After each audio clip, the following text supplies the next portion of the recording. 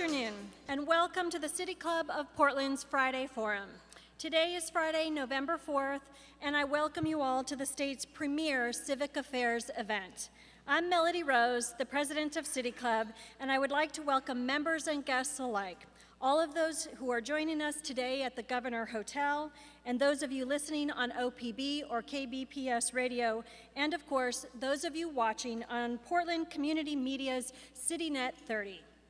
Today we welcome Mark Langseth of the I Have a Dream Foundation, Oregon, who will explain how schools and communities can successfully innovate together for change.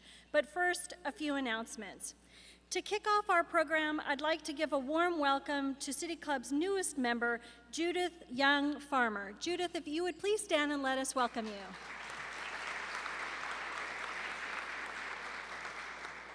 I would also like to give a special welcome to our students visiting us today from PCC. If you could all raise your hands and let us know that you're here. This is a speech class from PCC. We're so glad that you're with us today, and I know if you have feedback for me, you'll let me know. City Club's corporate and media partners are, of course, essential to both the vitality and the sustainability of all of the club's activities.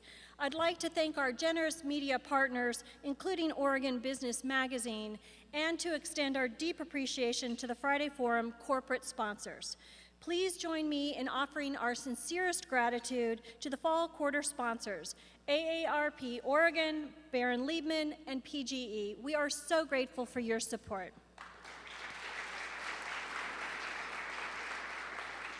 And of course, as I say every week, those of you who are here and who are not yet corporate sponsors, if you would like to join us in that endeavor, please contact the friendly staff at the back of the room or come to the City Club offices. City Club's annual fund drive supports vital club activities, including an influential research program, as well as the Friday Forum that you are all here to enjoy today. I am thrilled to announce that during the month of November, DHM Research will match every annual fund donation with an additional gift of $20. There are more than 100 people in the room today. If each one of us makes a gift, DHM Research will in turn match that with over $2,000. Make the most of your donation by giving before you leave today. There are envelopes on your tables and, of course, at the back of the room. With our nation's growing need for well-informed discussion and debate, City Club is needed now more than ever. And how do we ensure that our event topics stay on the cutting edge? By asking our members and the communities what the issues are that they want to hear about. In the coming month, all of you will be asked what issues you think City Club should be addressing. We will then draw from this pool of topics to develop citizen-based research activities and relevant and vibrant programming. You'll receive a questionnaire shortly. I hope you will all share your views and shape the future of our programming. Your opinion matters very much to us. Following today's speech, we'll be welcoming City Club members to the microphone, as always, for a question and answer session with our speaker. In addition, we invite all of our audience members to use the index cards that are on your tables to write questions for the speaker. During the board host question, we will come around and collect the cards from you, and the staff will provide me with those questions to read from the microphone. And now, our program. U.S. Education Secretary Arne Duncan has said, "A country that out-educates us today will out-compete us tomorrow." But boosting educational outcomes and achieving lasting gains, particularly for low-income students, will require significantly broader collaboration between schools and their communities. Today, Speaker Mark Langseth will describe one promising example of a school-community collaboration, the Dreamer School. In 2010, I Have a Dream Oregon expanded its typical approach by adopting, for the first time, not just individual students, but an entire school, Alder Elementary in East Portland. Today's speaker will describe the innovative Dreamer School model, explaining how schools and communities working together can achieve exceptional goals. Mark Langseth is President and CEO of I Have a Dream Foundation, Oregon. His past positions include Vice President for University Advancement at Metropolitan State University in Minnesota's Twin Cities, and of course, Assistant Vice President for Development at Portland State University, where he contributed to PSU's fundraising operation. Mark is a former W.K. Kellogg Foundational Leadership Fellow and has served on numerous nonprofit boards during his career, including his current role as a board member with the Nonprofit Association of Oregon. And now, please help me in welcoming Mark Langseth. Thank you.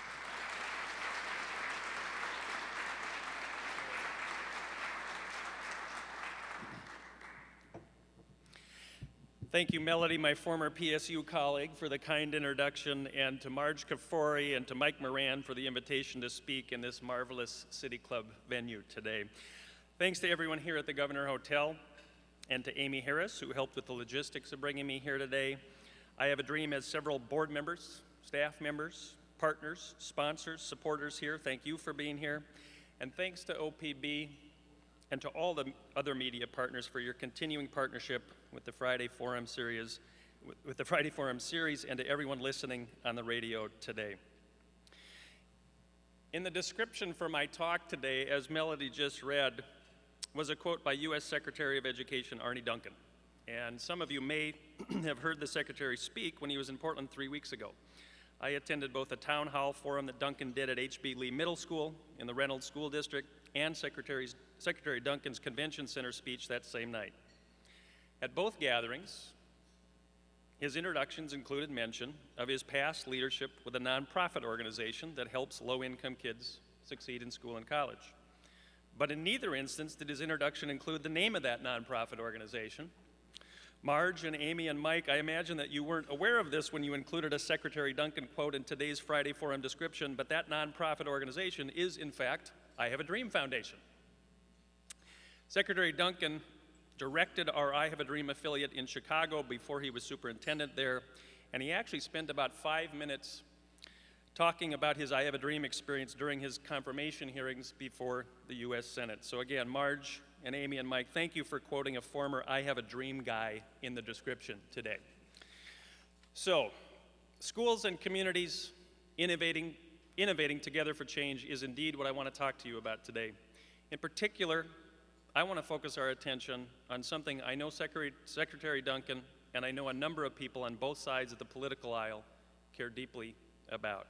That is, change in educational outcomes and in career readiness for Oregon's fastest growing student populations, i.e. low-income students. I want to do 4 things in my remarks today. First, I want to provide some brief context around why I believe that educational underachievement in low-income communities is by far the most important economic and social issue of our time. Second, I want to argue that given the enormous and complex challenges that kids who live in poverty face, challenges which they bring with them to school every day, communities throughout Oregon must be far more strategic and must be far smarter in how we partner with schools to help low-income kids succeed. Third, I want to spend most of my time telling you about what I know best, an innovative new, actually first in the nation, school-community collaboration model that I think holds great promise for mobilizing communities throughout Oregon in more strategic, in more intelligent, and in more comprehensive ways to transform outcomes in low-income schools. And finally, I want to wrap up with some thoughts on a few related and complementary efforts in school-community collaboration here in Oregon, and why I think we have a unique opportunity right now to help spur real lasting change at the local and statewide and national levels through a different kind of school-community partnership. Before I begin, I want to ask you 3 questions. First, how many of you are frustrated with the level of overall outcomes we're seeing from our public schools regarding academic achievement and college career readiness? For the radio audience, almost every hand in the room went up, and for the radio audience listening in your cars, please refrain from raising your hands. Second question, How many of you are equally frustrated that as a community and as a state, we've spent so much time talking about improving educational outcomes and seen so little results over the past couple decades? Again, radio audience, almost everybody raised their hand. Third, how many of you and/or your organizations would be willing to help or to help more if you could just sort through where best to put your energy to make a real, tangible difference in educational outcomes? Again, radio audience, almost all the hands went up. Part of what I want to argue today is that all hands truly need to go up, and I hope I can convince you of that in my remarks today. All right, a little context regarding why I believe and why I Have a Dream believes that educational underachievement in low-income communities is the economic and social issue of our time. Let me start by asking you 3 more questions. You don't have to shout out an answer. This is sort of rhetorical. Think of an answer in your head. First, what percentage of kids from families in the top income quartile in this country are succeeding in school and in college as measured by completion of a 4-year college degree by age 24? Think of a number. 82%. Now, what percentage of kids from the bottom income quartile in this country do you suppose are completing a 4-year college degree by age 24? 8%, or less than 1/10 the rate of their top income quartile peers. The statistics in Oregon and every state in the nation are equally alarming regarding educational attainment in low-income communities. And the final question, at what percentage are bottom income quartile populations growing versus top income quartile populations? From 2001 to 2011, in the Portland metropolitan area, overall growth in the K-12 student population was 6%, while for low-income students, it was 62%, over 10 times the total growth rate. It's the answer to this last question that is both historic and that ought to, at long last, elevate our educational challenges into true emergency mode, and which ought to motivate all of us to get more involved, and now. Never before have we seen this kind of dramatic difference in growth between populations who have not succeeded in school and college and in populations that have. And of course, further complicating the problem is that never before has completing some kind of post-secondary education or degree or certificate been more essential for an Oregonian or an American who wants to secure a living wage job. Recognizing this essential need for post-secondary completion, the state of Oregon, as many of you know, has actually set very clear 40-40-20 goals. That is, in order to meet even minimum future workforce needs, at least 40% of Oregonians must complete a 4-year degree, another 40% must complete a 2-year degree or certificate, and at least 20% of the rest of the 20% needs to finish high school. As of today, as you all know, we're not even close. For example, in Multnomah County, only 57% of students are even graduating on time from high school, and for low-income students, those rates are more like 30 to 40% at best. And of the total number of high school graduates who go on to a 2-year or 4-year college, less than 50% complete a degree or certificate within 4 to 6 years of first enrollment, and completion rates for low-income students are far lower, typically in the 10 to 20% range.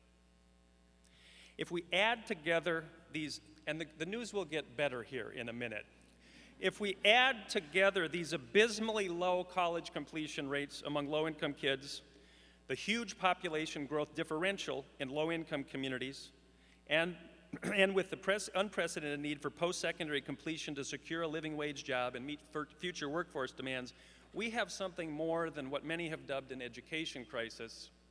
We have a ticking time bomb that could quite literally destroy the fabric of our communities. We simply must do better with low-income kids. And on the flip side, this is where it starts to get a little more hopeful. The return on investment, if we can address this challenge of educational achievement in low-income communities, is mind-bogglingly huge. Is that a word? Mind-bogglingly? That just occurred to me. By recent estimates, for example, if we could just increase college completion rates by 1% today, we would add over $1 billion to the Oregon economy over the course of these new graduates' lifetimes. And if we can crack this education nut, the leverage regarding every other major economic and social issue, from living wage jobs to health care to crime to prisons to housing, you know the drill. The impact is literally astronomical. There is just no substitute, absolutely no substitute, for a good education as a building block for a good life and for a good society. So, what can communities do together with their schools to better leverage the unique return on investment that only a good education can provide? More specifically, how can we as a community much better leverage this return on investment for our fastest growing low-income populations and for our fastest growing ranks of low-income students?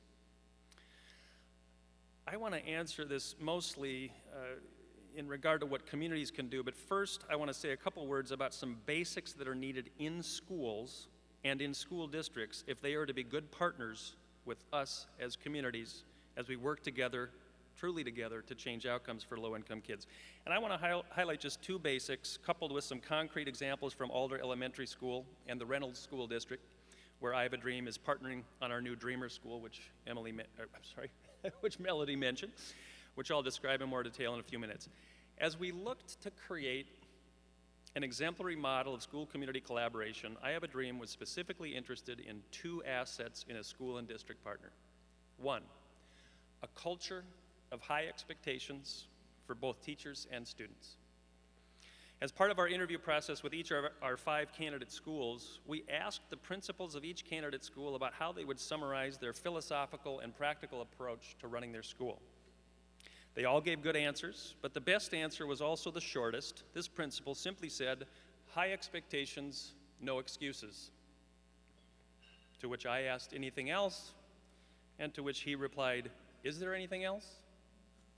This was from Principal Paz Ramos at Alder Elementary School, which, as I mentioned, we just adopted as our first Dreamer school.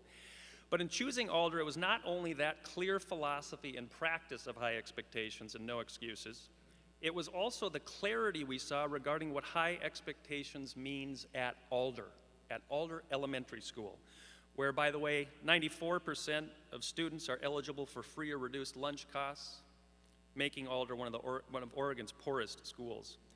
Alder is located on the eastern edge of the city of Portland in the Rockwood neighborhood, and what high expectations means at Alder Elementary School is college ready. Let me give you a few snapshots of Alder. As you walk onto the Alder campus, the welcome marquee proclaims in both English and Spanish that Alder students are college bound. Over the front entrance, another large sign beckons Alder Elementary School, where college begins. Just inside the front door, dozens of college pennants line a large display that is entitled, "Have you chosen your college yet?" This is an elementary school. Just a few steps further is a new Hall of Dreams with dozens more college pennants and career posters that depict elementary-age kids in oversized outfits dressed as computer scientists, as chefs, as business executives, as teachers, as firefighters, and so on. Down the next hall are the K2 classrooms, each prominently labeled as the class of 2028, 2027, and 2026, the year of their respective college graduations. Walk into the gym, and hanging from the ceiling are dozens of huge banners from colleges and universities from throughout Oregon and from throughout the U.S. And by the way, I'd say there's at least 10 of those banners that have been provided by people who have been with us on a tour to Alder. You don't get out of that gym without committing to Principal Ramos that you'll get him a banner from your college or university. A few more snapshots from Alder. College and career themes on teacher boards outside classrooms throughout the school. Spelling assignments using college terminology at every level, starting with the first spelling word in kindergarten, college, and ending in 5th grade with words like baccalaureate, which I can't even spell. Or the snapshot of 2 Alder kindergartners talking to each other, with one saying, "I'm going to college, are you?" And her friend replying, "No, I'm too young." The point is, these are kindergarten kids talking about college.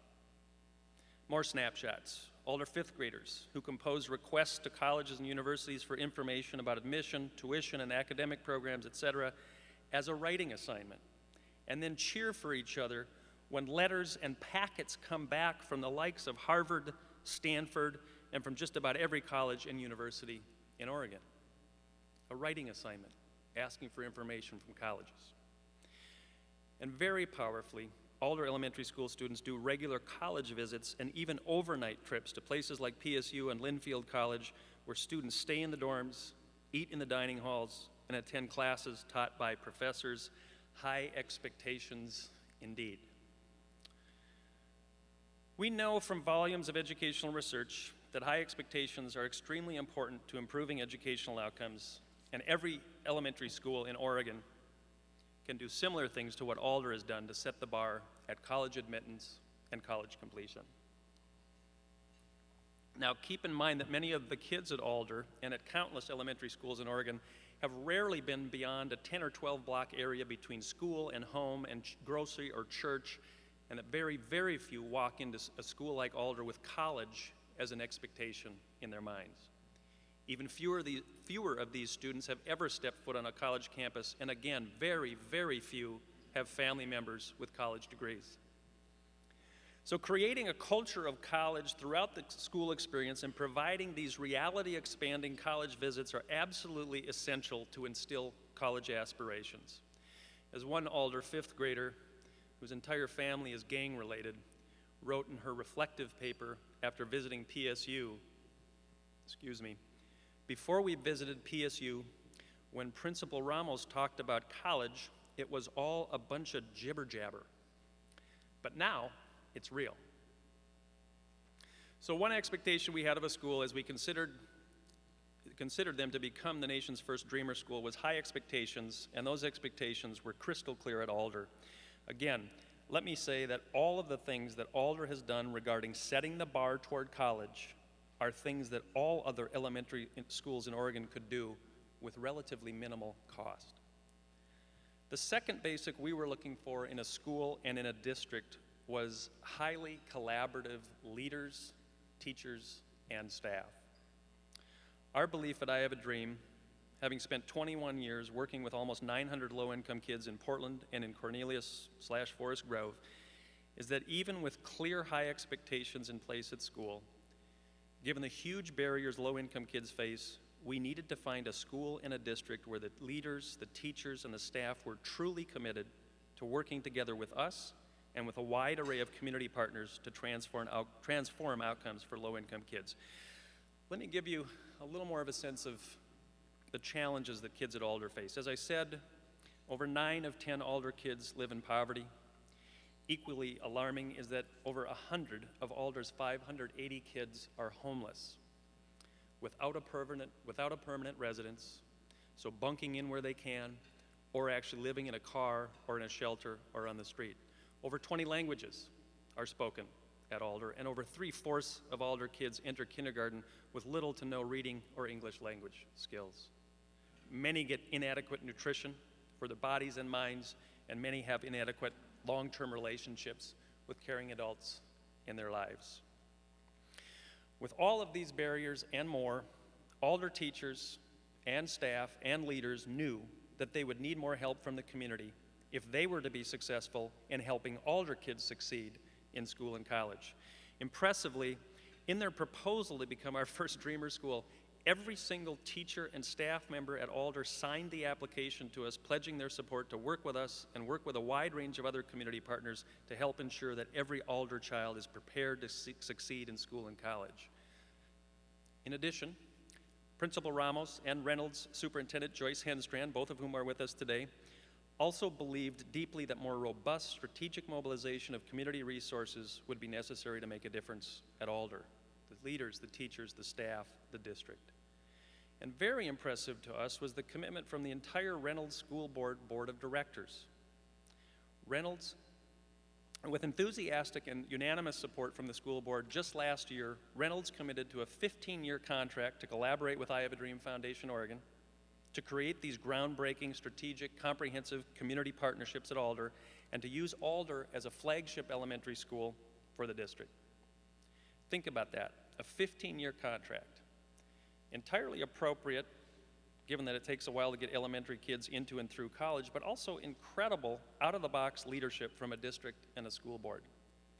And beyond that remarkable 15-year commitment, as part of our contract negotiations, Reynolds agreed to add a new assistant principal position and to add full-day kindergarten at Alder to the tune of over $300,000 in additional investment per year. Collaborative leadership indeed.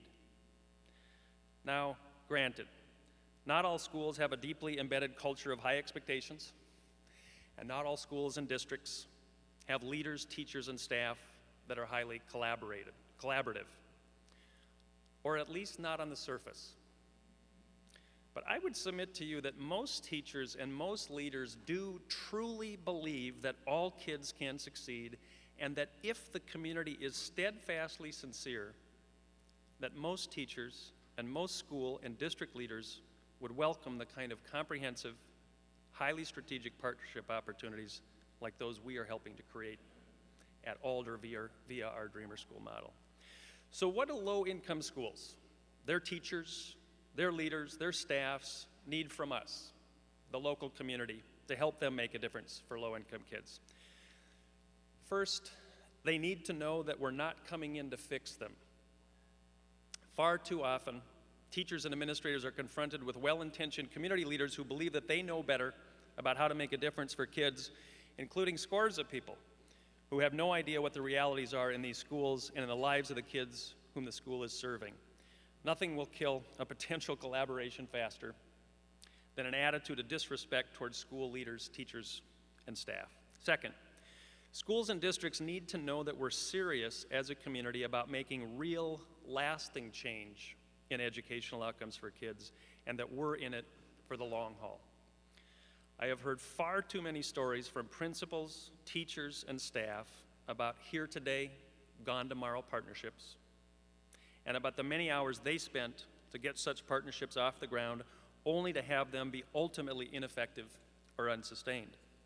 Leaders, teachers, and staff, and most importantly, kids, deserve real partnerships that make a substantive difference over time.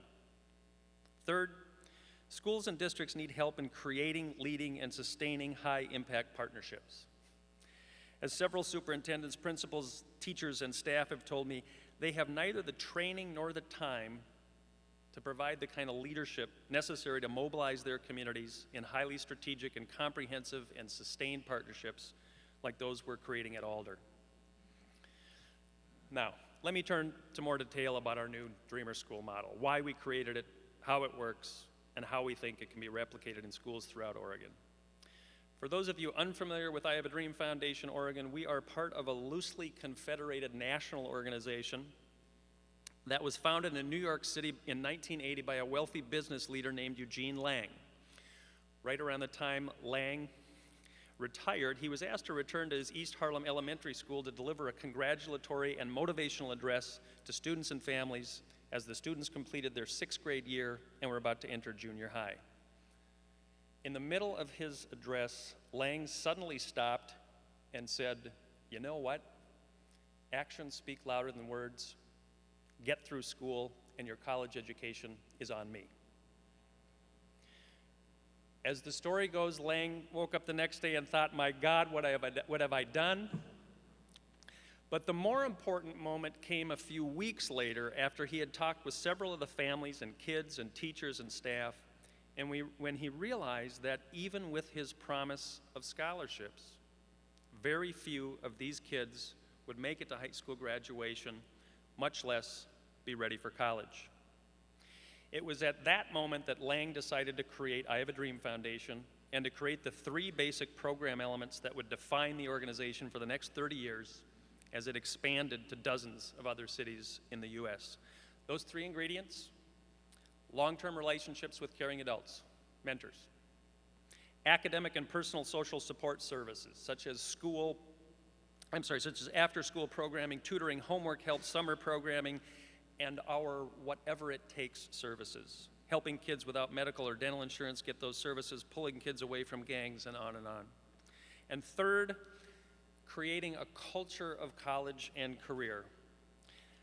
It's interesting because of Lang's initial idea of providing scholarships, I Have a Dream has long been known for our scholarship promise to third graders, but frankly, much more important than scholarships has been our efforts to create a culture of college and career among our 15,000 plus student dreamers in the US and our 900 dreamers here in Oregon. Some of you may have heard of Lang and I Have a Dream via two segments that aired on 60 Minutes in the 80s and featured Mr. Lang, his impromptu promise of scholarships, and his subsequent huge success in getting kids from his East Harlem elementary school through high school and into college.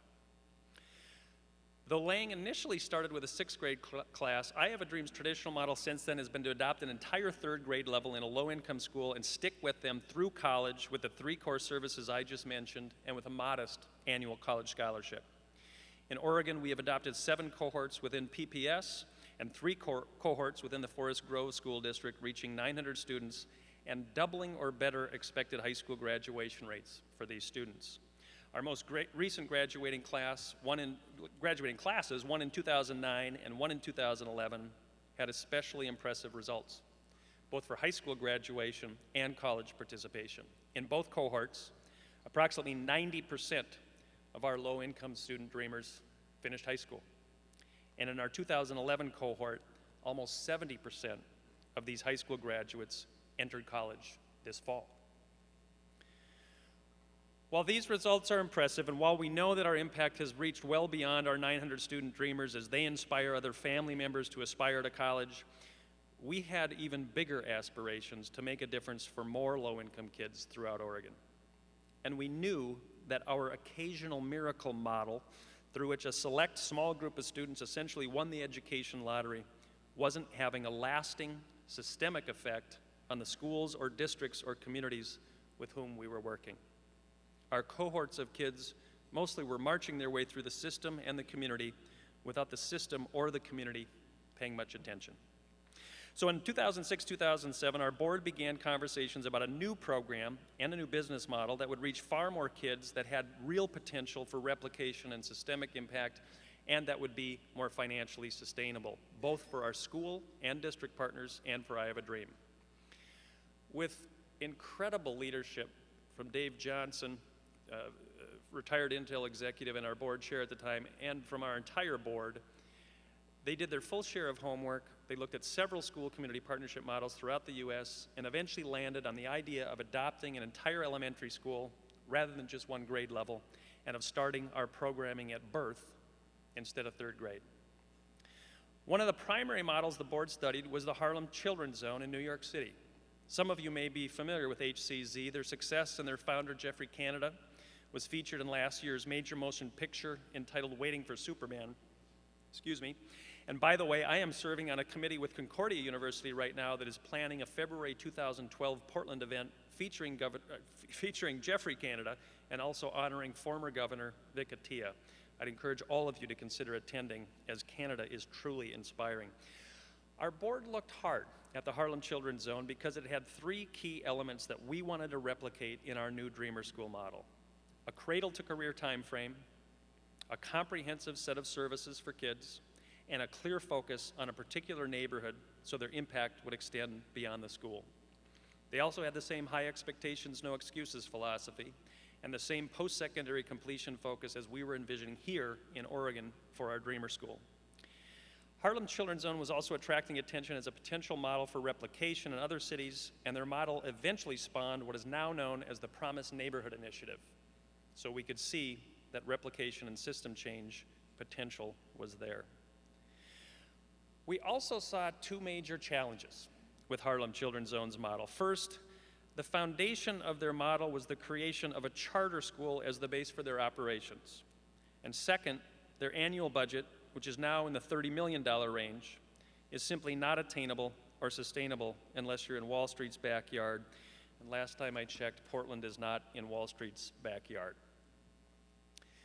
The challenge regarding Harlem Children's Zone being a charter school is not that we as an organization are opposed to charter schools. The challenge is that New York has a far different charter schools context than Portland and than just about every other city in the nation. The original idea of charters was to afford more freedom to schools to innovate and then to spread those innovations into traditional public schools. For a number of reasons, that is much more feasible, that transfer of ideas, in a place like New York than a place like Portland. In part because private support for charters is more plentiful in Wall Street's backyard, and in part because outside of New York and a few other places, the original idea behind charters just isn't working. That is, again, the transfer of innovative new ideas from the charter context to the traditional school context is a huge challenge, both because traditional schools don't have the freedom or the finances to implement new ideas in the same way, and because many in the traditional system believe that the entire charter school idea may end up, in the long run, hurting the traditional schools by siphoning away money and attention from those traditional schools and ultimately hurt our educational progress as a country. In this kind of current context, the likelihood of traditional schools learning from and replicating ideas from charters is simply very low. Again, this is not to say that we are for or against charters as an organization, and we're certainly interested in learning from any model, private or charter or traditional public or alternative public, that helps low-income kids succeed. In fact, we have great respect and admiration for the innovative work being done to transform educational outcomes at places in Portland like SEI, Rosemary Anderson, Open Meadow, and De La Salle, just to name a few. What this is to say is that we believe that the best way to spur change in traditional public school settings is to demonstrate models of success within those same settings. Now, to the second challenge regarding the Harlem Children's Zone model, money. Again, a $30 million annual budget is obviously not attainable or sustainable outside of Wall Street's backyard. We know that. Here in the Portland Metro, a third or a fourth or a fifth of that annual budget is tough to sustain, and in most places outside of the Metro, even a tenth of that kind of annual budget is out of reach. So if we were serious about doing business differently regarding money and replication throughout Oregon, we knew we had to think way out of the Wall Street box.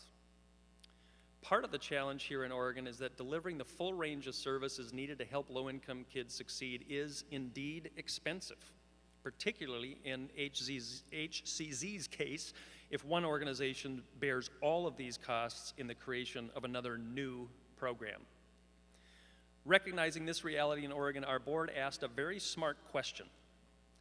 What if, instead of creating another new program, we mobilize the best existing programs to allocate just a portion of their efforts around one school, thereby creating a shared cost, collaborative model that would be far more efficient and far more replicable, both programmatically and financially. That's exactly what we're doing with our Dreamer School model at Alder Elementary. Specifically, we are mobilizing dozens of nonprofit and education partners in 9 key program areas, yes, 9 areas, all led by experts in these areas. The 9 areas are academic intervention, mentoring, culture of college and career, after-school and summer programming, pre-K and early childhood, teacher effectiveness, family and wellness, middle and high school collaborators, and neighborhood. In addition, we have assembled a great evaluation assessment team, and next year we'll be assembling a replication team to help us craft a strategy for expansion to other schools and districts. This year, 2011-2012, begins the first year of a 3-year implementation plan for our Dreamer School at Alder Elementary, and I want to tell you about the partners that are already on board. In the academic intervention area, SMART, Start Making a Reader Today, and Portland Reading Foundation, who are working together for the first time to bring their respective reading intervention expertise and services to the table. Right now, over 60 students at Alder, all of whom are way behind on their reading skills, have tutors from these great organizations to help them catch up to their peers. In the mentoring area, Carolyn Bessick from Oregon Mentors helped us identify a fantastic team of mentoring organizations who this year will provide mentors for over 70 Alder students, including Big Brothers Big Sisters, Family of Friends, and Oasis. And we've also collaborated on a proposal with Friends of the Children, which we hope will very soon bring that fantastic organization to Alder as well. In the culture of college and career area, over 50 campuses have pennants or banners flying in the school, and each grade level has been adopted by a local college or university. I mentioned Linfield and PSU earlier, which have adopted the 4th and 5th grade respectively, Lewis and Clark has adopted the third graders, Concordia the second graders, PCC the first graders, and Mount Hood Community College the kindergartners. Each college has provided t-shirts that all the kids at Alder will wear every Friday as a part of a weekly university day. All have provided campus swag, and all will be hosting campus visits. For example, in 2 weeks, the second graders will kick off this year's site visits with a full day at Concordia University. And once again, later this year, the fifth graders will do an overnight at Linfield College. In the evaluation assessment area, we are very pleased to be working with the Oregon Research Institute and their Promise Neighborhood Research Consortium, with PSU's Regional Research Institute, and with Echo Northwest, which manages all of the statewide OAKS test data and which now tracks all Oregon college students through a special partnership with the National Student Clearinghouse. In the neighborhood area, though still in the planning stages, we're focused right now on housing issues, as that was the top priority expressed in an Alder parent survey we did last year. We're specifically focused on how we can best help parents and guardians be able to stay in the area so that their child can stay at Alder. As many of you know, transience is a huge issue in low-income communities, and many families are in such tight financial shape that even $10 a month cheaper rent can cause a move to another district. Interestingly, we think it's the kids who will actually be our most powerful advocates in creating some stability in the student population at Alder. We already have anecdotal evidence that this is starting to happen. For example, last spring, a third grader came in crying, and the school counselor at Alder said, "What's wrong?" And she said, "I'm crying because my mom says we have to move, but if I stay here, I'm going to college." The counselor then brought mom, who wasn't really sure what Alder was doing vis-a-vis college aspiration and preparation, into the school, and after mom understood better what the opportunities were for her daughter at Alder, she decided to stay. We're exploring partnerships with organizations like Habitat for Humanity and with the local housing authority and with others to help families who want to stay in the neighborhood be able to stay at Alder. Well, you get the idea. Again, we're leveraging partnerships in a shared cost collaborative model with a wide range of nonprofit and education partners to address the huge array of challenges low-income kids face and to make a real lasting difference for these kids and their families. What I want to especially highlight is that none of this would be possible without someone to play what we call the strategic partnership developer role. As a community, we often talk about the need for more collaboration and for more strategic partnerships between nonprofits and schools. But the reality is that highly strategic, comprehensive partnerships like those in our Dreamer School simply aren't possible without leadership that is specifically focused on mobilizing and leveraging the wide array of community resources needed to impact kids' lives. We believe that this strategic partnership development role is not only replicable, but is necessary to leverage the community resources that we know must be available to substantially impact low-income kids' lives. From a financial perspective, the majority of our partners are simply making Alder one of their sites to do their important work, thus sharing costs among several existing nonprofits rather than creating a new entity to perform all of these functions. And again, we think that this is a far more sustainable model, and in fact, we have already been approached by 3 other school districts about replicating the Dreamer School model. Our response to these districts has been that we need a bit more time to get this first one right, but we're flattered and encouraged by their faith in the Dreamer School idea. Ultimately, I think what these districts are saying to us is that they see the wisdom of our strategic partnership development role. They see the wisdom of approaching a school not from the perspective of fixing them, but rather in a spirit of working together. That they see how a shared cost collaborative model could be replicable, that they see the importance of attending to the entire cradle to career continuum, and that they see the potential for a traditional public school model to inspire other traditional public schools in similar ways. Beyond any of these districts' interest, I also want you to know that there's a larger movement at the metro, state, and national level that tells me that we're onto something here. Frankly, in my 26-year career in educational change, I have never seen greater alignment between local, regional, and statewide educational frameworks and agendas than I see right now in Multnomah County and in the state of Oregon. At the state level, Governor Kitzhaber, of course, is leading a bipartisan movement toward integrating pre-K, K-12, and higher education systems under one umbrella, all focused on the same goal of 40-40-20 educational outcomes for 4-year degrees, 2-year degrees, or certificates, and high school completion.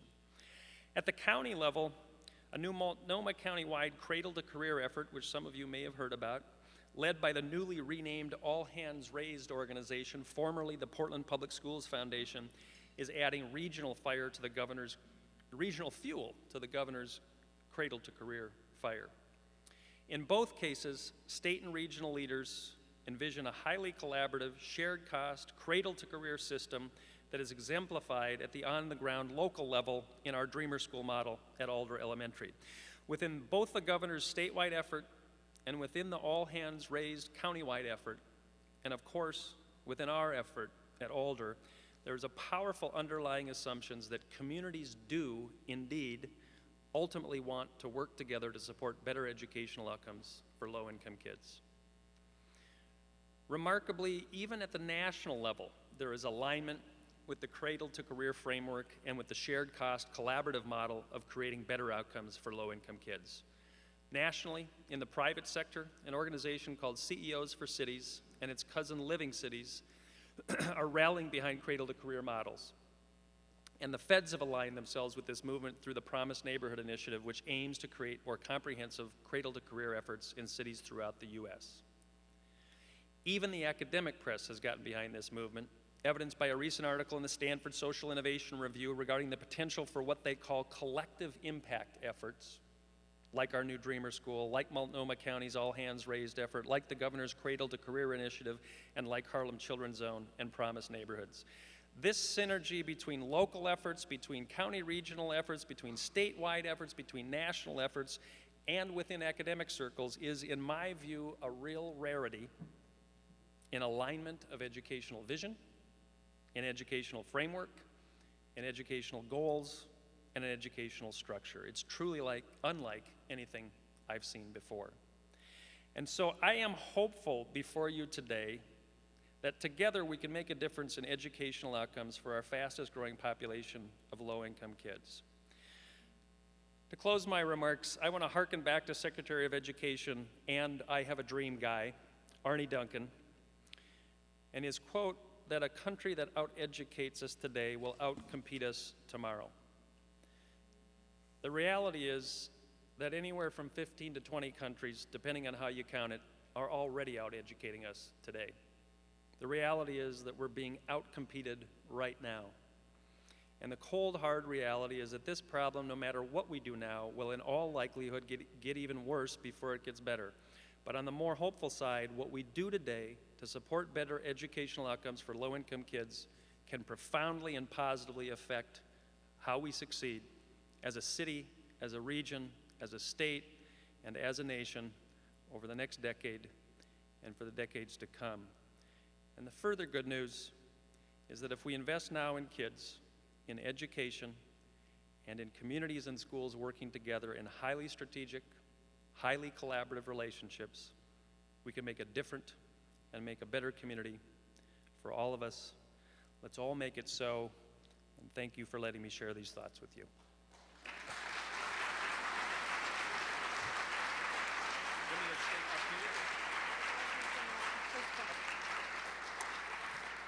Before I introduce our Friday Forum host, if you have written a question on the index cards, now is the time to raise them so that the staff can see. I'm especially hoping we get some questions from our PCC visitors today.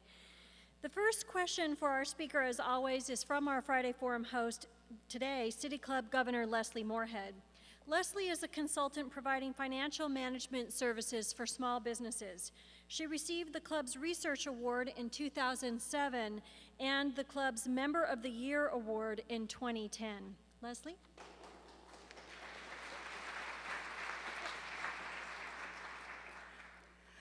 Mark, I was so pleased to hear you tell the story of the little girl who convinced her mother that they should stay in the area so that she could stay at Alder. So I'd like to ask you to give us some more comments on the issue of mobility at Alder. I'm sure Alder has a high mobility rate, which is not unusual in big city school systems. And my specific question is, what does your business plan include in terms of a loss rate or a dropout rate for children based on your experience or your guess? Can you give us a statistic of children that you simply would not be able to follow through the general span of grade school years? And can you in any way follow those children are going to go somewhere. So can you in any way follow them once you get to know them in the Alder system, even if they have to move out of the area? It's a great question, and as I said earlier, we know that the mobility rate is a huge issue, particularly in low-income schools. At Alder, I believe it's anywhere in the 20% sort of range. I'm looking at Principal Ramos. He's nodding his head yes, so I got that right. You know, what we intend to do is create Alder, we've talked about it as a different kind of magnet school. Not a magnet school that attracts you to go out of your neighborhood to attend, but a magnet that attracts you to stay. And that becomes a hub, the elementary school, a hub for community revitalization in a way that people are going to want to stay. Not just because Alder is a place where you're going to get into college, but because it becomes a real center of community. In terms of our business plan, you know, we know we're not going to be able to get that number to zero. And in terms of how we follow kids, what we've said is if a kid stays in the Reynolds School District, we will stick with them no matter where they go. Our previous model followed kids wherever they went in the world. And it presents all kinds of challenges. And again, because we have the goal of not only transforming educational outcomes, but also to help transform a community, we want to promote that kind of community stability to keep people at Alder. Final thing I'd say there is we're looking at housing issues, jobs issues, and transportation issues, because those are the three reasons. One of three, two of three, three of three that a family feels like they need to move. We've got a lot of families that for $5 or $10 more a month in rent, or that causes them to move out of the neighborhood. And so we're working with housing organizations to say, how can we help families figure out how that relatively small barrier can be overcome? That's a great question. So we'll now take questions from the floor. Also, I'll remind you, it's not too late if you have an index card to raise your hand up high, and our staff will come around to get your questions. As always, members are invited to the microphone to ask their question. Asking questions at the Friday Forum microphone is a privilege of City Club membership. Before asking your question, please identify yourself as a club, and be sure to ask your question in under 30 seconds or less, or I'll hold up the famous City Club question mark. If I flash the City Club question mark, please wrap up. Also, I'll be sure to read at least one of the index card questions. Peter Fenner, member of City Club.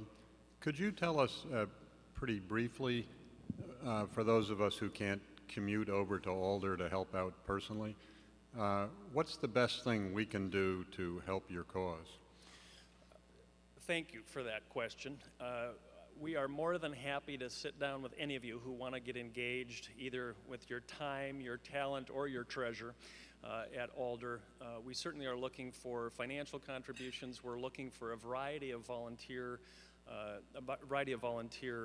opportunities. Our offices are actually located in Northeast Portland on 29th and Alberta, which is not nearly as far, and there are a number of things we need there as well. So, but I would encourage you to give me your card afterward, and every individual has a different situation, and we always like to accommodate getting people engaged. So thank you for that. Jack Javog, City Club member. Besides the mobility issue, do you have any programs that deal with other family-related things related to education? Other family-related? Well, the poverty, the lack of nutrition, unstable family situations. Absolutely. Alder is actually also a Sun School. Some of you might know the Schools Uniting Neighborhoods program, a fantastic program in Multnomah County that provides a number of after-school and summer opportunities. They have also coordinated with the Oregon Food Bank. There's actually a food pantry and it's fully stocked with meats and all kinds of things. That's available to about 25 families per week. There are a number of other things we're doing to try to help families with the range of issues that they face, but that's a good example of one of the things we're doing at the school. One from our tables. What supports do you contemplate as the students from Alder move from middle and through high school? These are all questions we've been asked dozens of times. Alder students flow into two middle schools, H.B. Lee Middle School, which is where Secretary Duncan was 3 weeks ago, and Reynolds Middle School, and then they funnel up to Reynolds High School. One of the things that we looked for in an elementary school and in a district was a commitment from those middle school and high school principals around this culture of college and career we were trying to create. And in fact, you already see at H.B. Lee and Reynolds some evidence of that they're taking that on, college banners going up, et cetera. Both the middle school principals and the high school principal were very active in our site selection process. Their belief is if we can get a critical mass of kids coming up from an elementary school or two that have that expectation around college, that we can shift the culture in the school to be one of a college-going culture. And they're excited to work with us to amplify that in their schools. So we'll see them through, the kids, the mentors that we provide the kids, the tutoring we provide the kids. We're going to follow them all the way through high school and actually into at least a couple years of college. I'm Dave DeMarkey, a City Club member. You mentioned that one of the lost opportunities in Oregon and other states that have charter schools is that they're not, those innovations are not filtering up to the public school system at large. What are the primary institutional barriers you see to that happening here in Oregon? Well, I'm not sure that we're going to overcome that in the short run. I think there's enough kind of concern and tension between the charter school and the traditional public school environment on the ground that I just don't think we're going to see a lot of that transfer. I do think organizations like I Have a Dream, I mean, we did learn a lot from Harlem Children's Zone, and we learned a lot from, you know, some other schools that did do some innovative things, and we're able to kind of bring that. But there's a larger argument here about whether or not the charter movement is ultimately going to be helpful or not helpful in the grand scheme of public education. And I don't have an answer for that, but I think while that debate is raging, it's going to be really hard to do that knowledge transfer from one to the other. And that's just, I think, the reality. Hello, my name is Emmanuel McFadden. I'm a student from PCC, and I have two questions. My first question is, you mentioned Alder Elementary School. Are there any other affiliates, or is Alder the only school? And my second question is, are there any students who have graduated and returned as teachers or volunteers? Oh. Let me take the second one first. Yes, we have students that have graduated, or students, even some of our older dreamers. We've got college-age dreamers that have helped at Alder in a variety of ways and helped younger kids. So we're actually looking to do more of that, to have our older dreamers help the younger dreamers and mentor the younger dreamers. Your first question is, this is the only model, the whole school model that we have. We are at Vernon School in Portland with a 7th grade class that we adopted, and we have the junior in high school class that it's at about 20 different high schools in the Portland area. And then we've got probably 100 kids at PCC and another 30, 40 at various four-year institutions throughout the state that are active with us right now. But this is the only whole school we've adopted. Those are all sort of our adopt-a-class model. Thank you. Carol Witherell, City Club member. If you were to name a couple of innovations or changes in the learning environment and teaching practices at the I Have a Dream school, the Alder School, that have resulted in stronger student gains and engagement, motivation, what would those couple things be? Well, I mentioned, the things we're focused on is, things that have to do with college, the spelling and writing assignments, and just embedding a larger kind of college culture into the school. We really see our effort as primarily focused on decreasing the student barriers that exist to learning. And certainly we recognize that teachers, we want to increase the effectiveness of teachers as well, but we're much more on the reduced barrier side. And we believe that most teachers, if the students come in reasonably more prepared than they are typically right now, that most teachers can do a good job making that happen.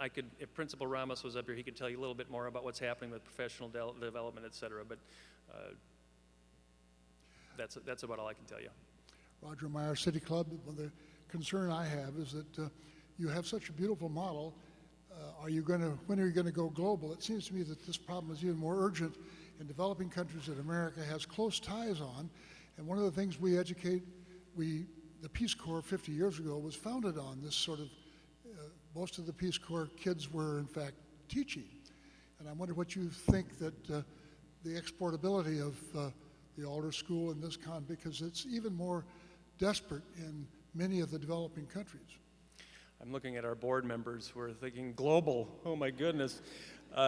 You know, our goal, the current plan is that we're just going to adopt 3 entire schools over the next 5 to 7 years, and we're even going to revisit kind of what the best thing to do is starting next year. We want to try to get this one right first. I do think the general notion of mobilizing a wide variety of community partners with schools in very strategic ways is exportable, you know, in this country and other countries. I mean, I think the reality is we expect schools to do everything. And, you know, what's the definition of insanity to do the same thing over and over again? And as a community, we need to be supporting our schools in more strategic, comprehensive ways. And I think that idea is comprehensible. Is comprehensible. I hope it's comprehensible. Is exportable. On February 4th, Portland State University, we're having, in fact, the first annual Global Peace Through Education, and we've got a half a dozen schools that are, in fact, ways that we've actually done this in 6 different schools and countries that people from Portland have actually done. And so I hope I gave the brochure to the Portland Community College folks. I hope that all of you consider that, put that on your dance program for February the 4th. Thank you. Unfortunately, we've run out of time for further questions, and we will have to stop for today. Please join us next week as PSU's sociologist Bob Liebman and the Oregonian's David Saracen explore the question, from Wall Street to Main Street, can Occupy become a political force? As we close, please join me in expressing our gratitude for the PCC students who are here with us today. We hope that they will be here with us again in the future, and I hope when you're done at PCC, we'll see some of you at Portland State. And also our sincere appreciation to today's guest, Mark Langseth. Thank you, and we are adjourned.